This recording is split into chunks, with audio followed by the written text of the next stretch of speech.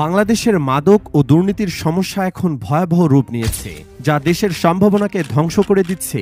সাম্প্রতিক সময়ে পুলিশ বাহিনীর প্রধান থেকে শুরু করে সরকারি দপ্তরের দায়িত্বশীল কর্মকর্তাদের বিরুদ্ধে ব্যাপক দুর্নীতির অভিযোগ উঠেছে।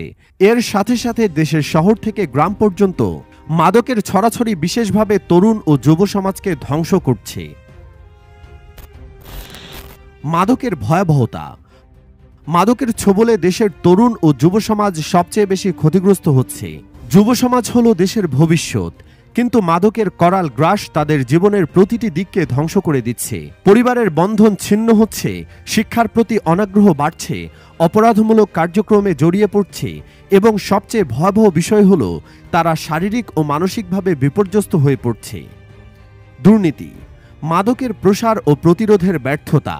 দুর্নীতির কারণে মাদকের বিস্তার আরও ত্বরান্বিত হচ্ছে। পুলিশের কিছু সদস্য ও সরকারি কর্মকর্তারা নিজেদের স্বার্থসিদ্ধির জন্য মাদক ব্যবসার সাথে জড়িত থেকে মাদক পাচারের পথ সহজতর করে দিচ্ছে।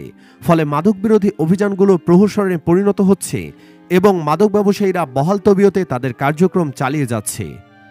সামাজিক প্রভাব। মাদক ও দুর্নীতি মিলে সামাজিক বন্ধনকে ভেঙে দিচ্ছে। পরিবারগুলোতে অশান্তি বেড়ে যাচ্ছে, সামাজিক অপরাধের হার বৃদ্ধি পাচ্ছে এবং সার্বিকভাবে সমাজে নৈতিক অবক্ষয়ের সৃষ্টি হচ্ছে। এসব সমস্যার সমাধানে প্রয়োজনীয় পদক্ষেপ না নেওয়া হলে দেশের ভবিষ্যৎ অন্ধকার হয়ে যাবে। সমাধানের পথ।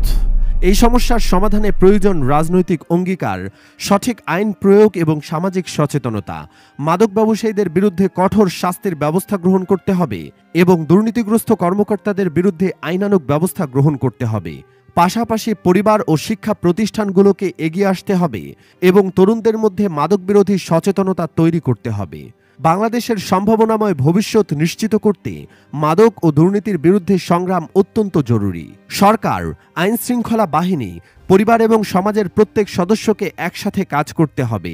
আমাদের তরুণ ও যুব সমাজকে রক্ষা করতে পারলেই দেশের প্রকৃত উন্নয়ন সম্ভব হবে। আজকের কণ্ঠ, আগামীর কণ্ঠ, প্রজন্ম কণ্ঠ, প্রজন্ম কণ্ঠ, প্রজন্ম কণ্ঠ, প্রজন্ম কণ্ঠ, আজকের কণ্ঠ, আগামীর